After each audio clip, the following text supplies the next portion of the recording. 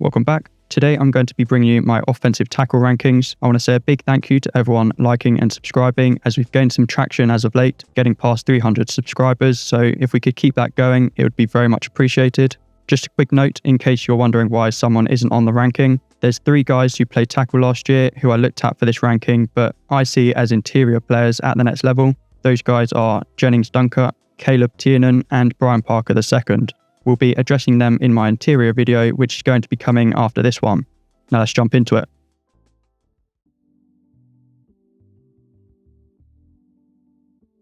At number 8, I've got Isaiah World out of Oregon, and I've got a day 2 evaluation on him. After 3 years with Nevada, Isaiah World decided to transfer to Oregon, and despite showing plenty of potential in the first half of the season, he sprained his ankle in week 12 and hasn't been the same since. He also picked up an undisclosed lower body injury in the Peach Bowl, which has meant he missed the Senior Bowl and is likely still recovering. I like a lot of what I see on the field.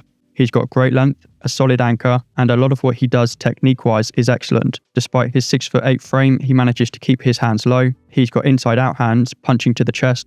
My concern is balance. He seems to really struggle to keep his feet moving once he's engaged with a defender. He becomes very flat-footed and from there is very easily disregarded. The other issue that I think is caused by a general lack of balance is that he ends up reaching. This is especially apparent in the run game, as he seems very out of control in space, but it also shows up in pass pro, as instead of being fluid and letting the defender come onto him, he often mistimes his hands and reaches out before he needs to, again making him easy to swipe away or hop around. So I wanted to have him higher on the ranking because he has a lot of what you want in a tackle, but I don't think the balance thing just goes away. Technique you can work on, but this is a physical thing that I'm not sure he can overcome. Plus you've got lower body injuries popping up, and at his size and lack of vertical movement ability, I don't see him as a natural guard either.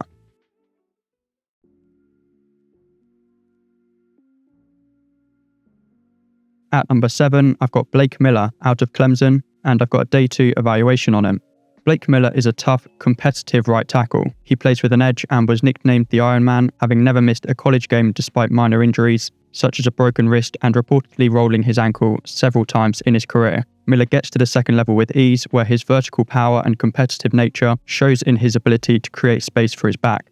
He has great length and impressive lateral agility, and his anchor wasn't a disaster, but I did see him get moved from time to time, and he doesn't help himself with technique. Too often, Miller looked more like a run-blocking mauler in his pass protection, opting to lean and often bear hug instead of keeping his range and punching to the chest. He's also susceptible to being beaten inside, as he gets caught overcommitting to stop a speed rush and ends up too square in his positioning. So some stuff to work on, but there's upside here as a right tackle, and if he can't quite pull it together, I think his playstyle suits an interior role pretty nicely.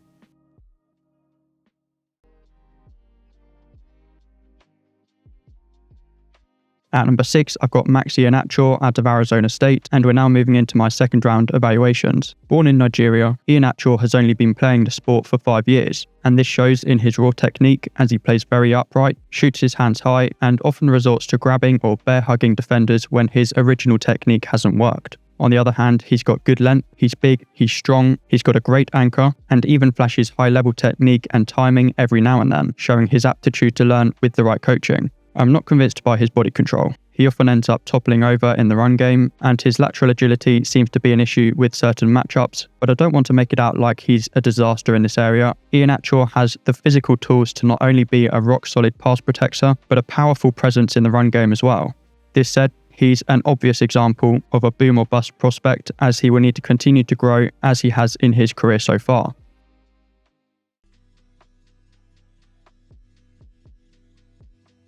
At number 5, I've got Monroe Freeling out of Georgia, and I've got a second round evaluation on him. Monroe Freeling has really intriguing physical traits that could make him a really solid starting left tackle, with technique that consistently makes you wince. He's got impressive lateral movement, paired with good length and a great anchor.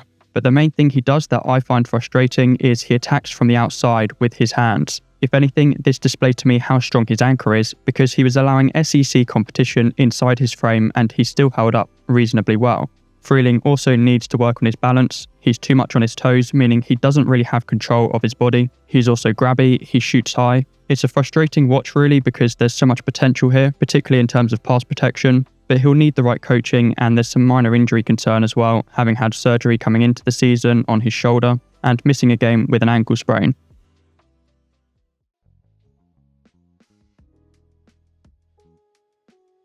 At number 4, I've got Spencer Fano out of Utah. I see him as a first-round pick, but obviously slightly lower on him than the consensus. At 6'6", 308 pounds, Spencer Fano is a lean tackle who played on the right side throughout his college career, and his lean frame shows in his ability to pounce off the line and block vertically with the speed of a tight end, and that's no exaggeration. He measured in with 34-inch arms at the American Bowl, which is a high school game for top recruits. Who knows how accurate that measurement is, but it looks like it's slightly ambitious if I had to make a judgment call. I would think his arms are around 33.5 inches at the combine. But regardless, his sufficient length is a plus, especially in pass pro, which will be the question mark for his NFL projection. His hand technique is excellent, very clean, times his hands very well, resets them when required, and one thing he does really well is he gets low to adjust for his height and make sure he's underneath his opponents where he has the leverage. My question is the anchor and really just the overall physical power. Like I've mentioned, it's a very lean frame, and although Utah weren't facing a ton of great competition, he did come up against Romello Height and more importantly David Bailey of Texas Tech this year, where it's recorded that he gave up one pressure. I don't know how they measure exactly what a pressure is, but it looks like more than that to me, and at the very least, that one pressure is misleading. Romello Height got the better of Fano a couple of times, just catching him off guard with his speed, and David Bailey was able to move Fano out of the way quite easily with his power, and also had a few reps where the speed of Bailey looked too much for Fano to handle.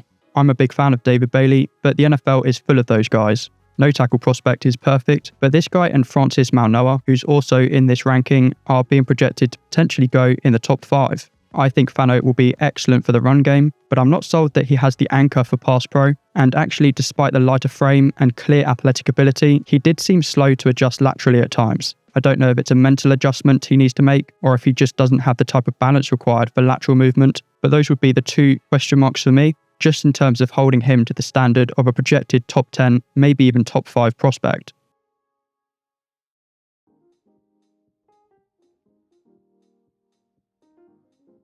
At number 3, I've got Caleb Lomu out of Utah. So Spencer Fano is getting all the hype at right tackle, but I happen to be slightly higher on Utah's left tackle, Caleb Lomu. I understand why Fano is being projected to go higher, as right now I think he's a better offensive tackle. Although their listed measurements are identical, it seemed clear to me that Fano is carrying a bit more juice, especially in his lower body, and I think Caleb Lomu has some catching up to do in terms of technique. Strength of competition is a concern of mine for both these guys, as the only real challenge they faced was versus Texas Tech, and they both looked pretty sloppy against both Romello Height and David Bailey. The difference for me is that I got the impression that Spencer Fano was being pushed to his limit physically, and therefore his technique started to go out the window. Caleb Lomu, however, whilst I see potential in some of his hand fighting in other matchups, just looked like a technical mess in this game. The main thing for me was that his timing was off. He needed to be more assertive and get his hands onto the chest of Height and Bailey before they were on top of him. He was too hesitant. Another thing he was doing in this game was that he was coming from the outside with his hands as opposed to punching straight to the chest, allowing his opponent to get inside of him where he has no leverage or power. And lastly, to me he seemed too front-footed in his balance, giving the impression he's reaching for the defender head first almost. Ideally, you'd like to see him more on his heel than his toes so that he's really strong and stable in his base, whilst not being so on his heel that he can't move around freely. So with all those concerns, how come I'm still higher on him than his technically more polished teammate? Well, a lot of these things are very coachable. Like I say, he's flashed some technical ability already, and I feel that with a bit of polish, Lomu actually has more natural pass protecting ability than Fano. I think his anchor is slightly more solid despite appearing a bit lighter this year, and I think his lateral movement is outstanding. He's not the run blocker that Spencer Fano is, but I think the potential of a really solid left tackle is in there with the right coaching.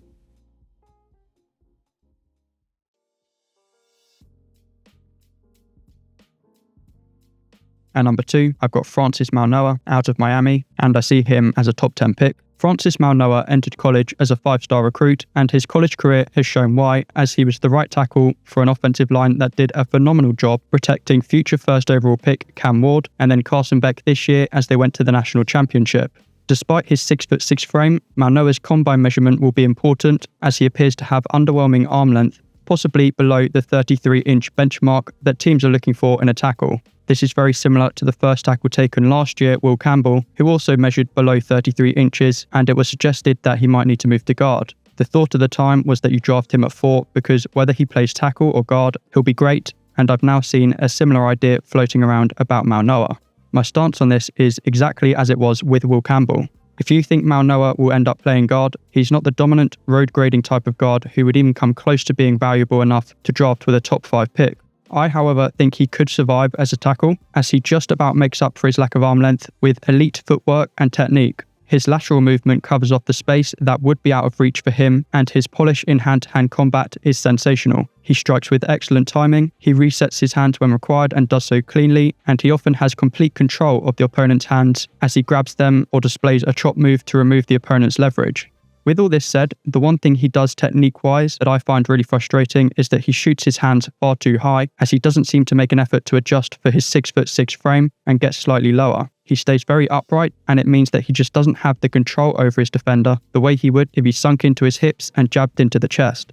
Usually the top tackle prospect has competed against one or two of the best defenders in the country, whereas despite making the national championship, Mal Noah really hasn't. The best I could find was watching him versus Louisville last year, where Ashton Gile took full advantage of Mal Noah's short arms that he attacked far too high with. So overall, Mal Noah is obviously an excellent prospect, but if we're talking about the Cardinals drafting him 3rd overall, that makes me nervous. He's got a lot of good, but he's far from a flawless tackle prospect, and I personally am not interested in drafting a guard that early, no matter how good he is.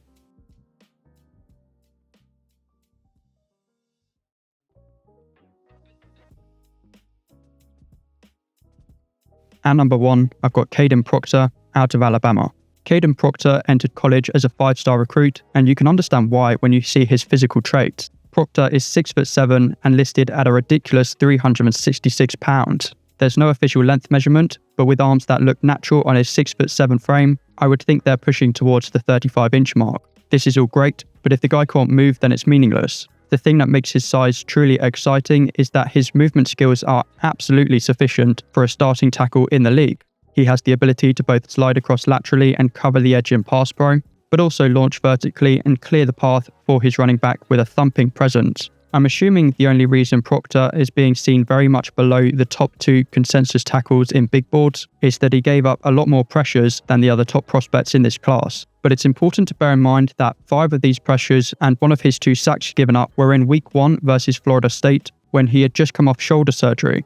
Not to mention that although the SEC wasn't quite what it has been in terms of high end this year, it's still by far the most challenging conference to be in terms of the consistency of talent you see on every single team. Now, I'm not saying Proctor is perfect. The fact he came into the season having had shoulder surgery in itself raises a genuine concern, which is that at his 366 pounds, you have to wonder how much he can take. He tore a ligament in his ankle at the end of 2023, and although I haven't found anything in terms of issues with his knees, the team drafting him will likely always have the somewhat inevitable lower body injuries to come, lingering at the back of their mind. On the field, there's a couple of technique things for him to work on. The main one for me would be learning to reset his hands. His initial hand placement is good, especially considering his height. I was worried I would see him shoot high, but he generally does a good job adjusting. The problem is that from that position, the defender will wriggle, swipe, spin, whatever they've got to do to remove his leverage, and Proctor seems far too content to let his initially strong position slip without releasing and putting his hands back where they need to be. The other thing, although he did a good job not making it blatant, is that he is quite grabby, but he's big, he's strong, he's quick, he's got all the physical tools you want in a pass-protecting left tackle and a thumper in the run game, and he's not turning 21 until June, so it's not like he doesn't have room to grow and clean up a couple of things technique-wise. So this isn't a great tackle class in my opinion, but this isn't turning out to be a great class in general. So I personally would strongly consider Kadyn Proctor at 3rd overall if I was the Cardinals. And then if Mal Noah fell to the Browns at 6, they don't actually need anything defensively. So if the receiver you like is off the board, and assuming they're not going quarterback, I think you have to pull the trigger on Mal Noah. But after that, I think there's a big drop-off. I'm not particularly convinced by either of the Utah guys, but they show enough potential to where I would probably draft them in the back half of the first round. And actually, I may have been slightly harsh on Spencer Fano because I'm not sold he's an NFL tackle, but if he ends up kicking inside, he could make an excellent guard. And then Monroe Freeling and Max Ihenacho do excite me because they both have huge upside with the right development. But yeah, I like the top 2. After that, I'm just not convinced by any of these guys. But that's all from me. If you do enjoy the content, please consider liking and subscribing. It would be very much appreciated. And I'll see you next time.